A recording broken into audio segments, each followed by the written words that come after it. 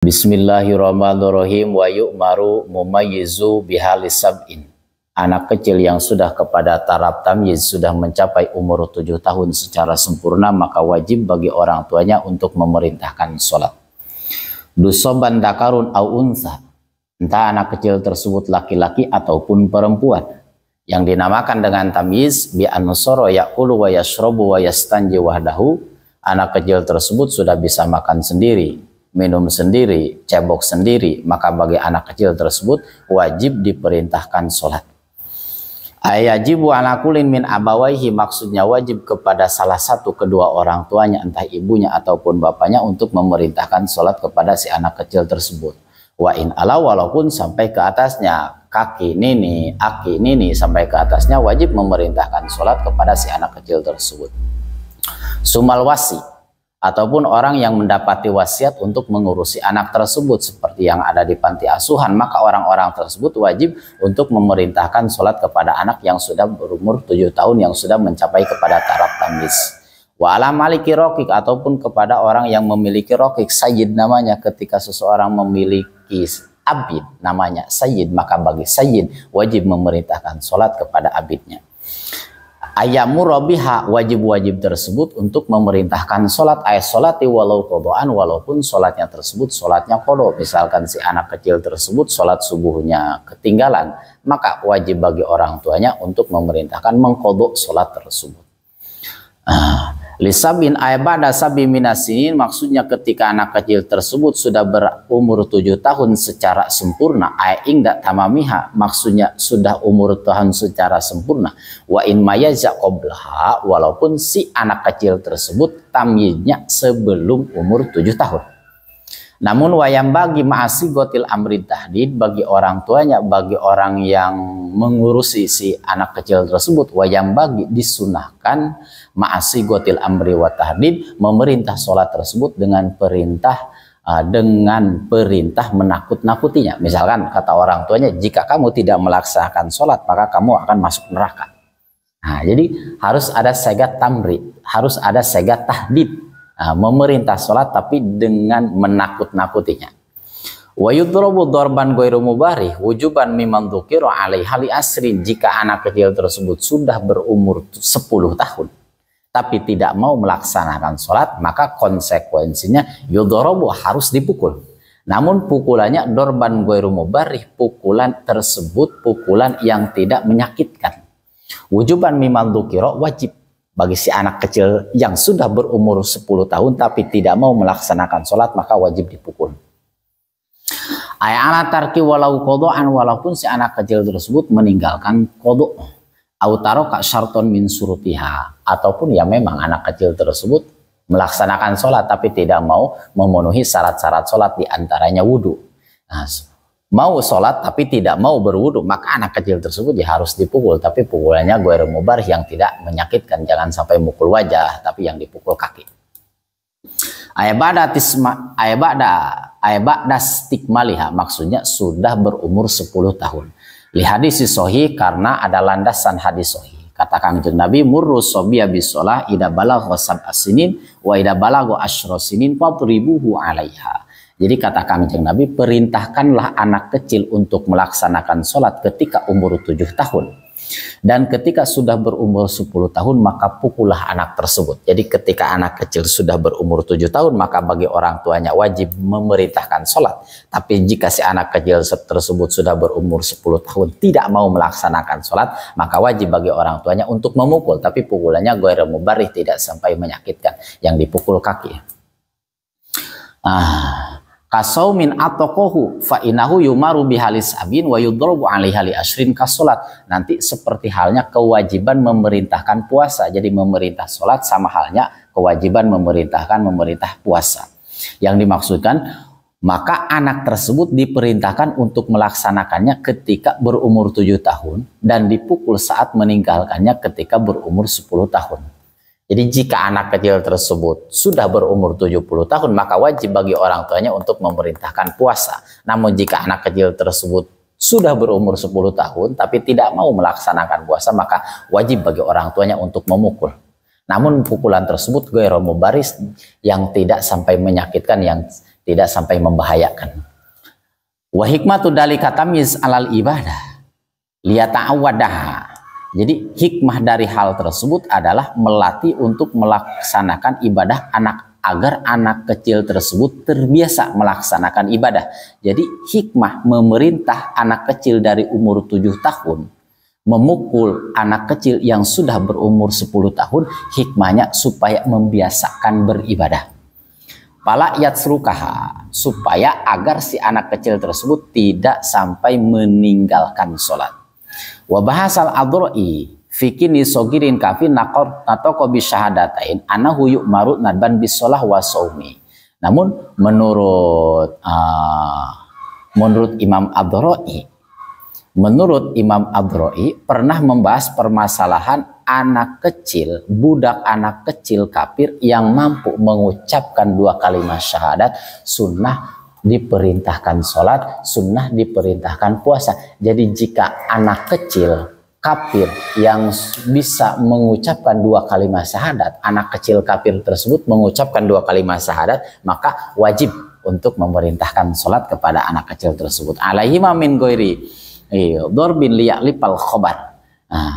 Jadi memerintahkan sholat, memerintahkan puasa, namun memerintahkannya min ghairi dorbin, dengan tidak memberikan pukulan. Ba'da bulughi, ketika anak kecil tersebut sudah mencapai kepada taraf baligh. Namun wa in abal qiyasudalika, tapi secara kias hukum sunnah tersebut ditolak.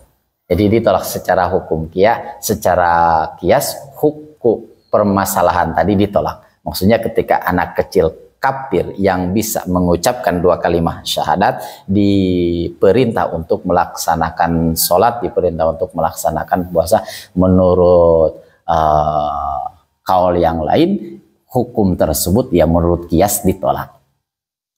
Wa yajibu aidon alaman maro nahyuhu alal muharramat wa ta'limuhul wajibat.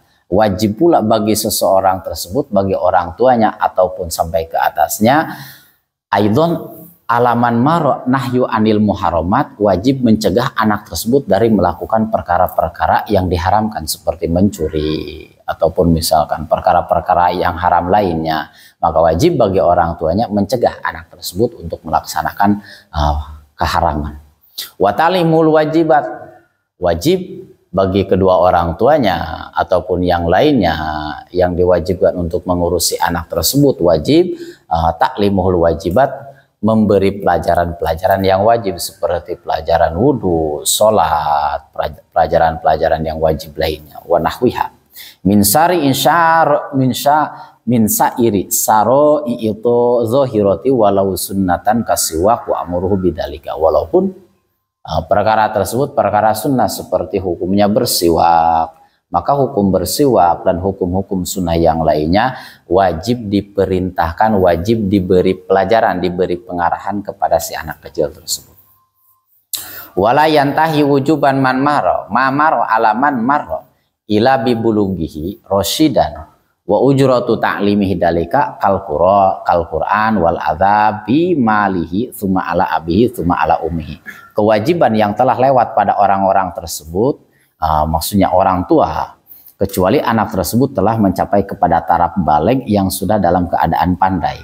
Sedangkan upah pengajaran tersebut diambil dari harta anak kecil tersebut. Misalkan si anak kecil tersebut disekolahkan, dipesantrenkan, maka biayanya tersebut diambil